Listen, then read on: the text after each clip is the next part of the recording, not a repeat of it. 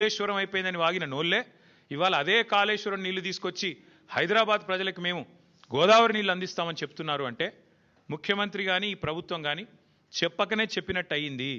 కాళేశ్వరం మరి తెలంగాణకు కల్పతరువు, తెలంగాణకు కామధేనువు అని మొదటి నుంచి మేమేదైతే చెప్తున్నామో అది అక్షర సత్యం అని కాంగ్రెస్ ప్రభుత్వమే ఇలా ఒప్పుకున్నట్టు అయింది. అట్లాగే ఒక నెల రోజుల కింద అనుకుంటా మా భువనగిరి యాదాద్రి జిల్లా గంధమల్ల రిజర్వాయర్ కూడా ముఖ్యమంత్రి గారు శంకుస్థాపన చేసి భారీ సినిమా డైలాగులు కొట్టినారు. అక్కడ కూడా నేను పూర్తి చేస్తాను అని. ఎక్కడికి వస్తున్నాయి, ఎక్కడి నుంచి వస్తున్నాయి గంధమల్లకు నీళ్లు?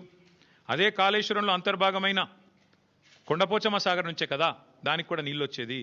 ఇవాళ మల్లన్న సాగర్ నుంచి గండిపేటకు నీళ్లు తరలించి శంకుస్థాపనలు, ఆ రోజు కొండపోచమ్మ సాగర్ నుంచి గంధమల్లకు నీళ్లు తరలించడానికి శంకుస్థాపనలు, మరొక వైపు ఏమో కాళేశ్వరం మీద శాపనార్థాలు. ఇంతకంటే అరాచకమైన, ఇంతకంటే సిగ్గుమాలిన ప్రభుత్వం ఈ దేశంలో ఉన్నదా అని అనక తప్పడం లేదు.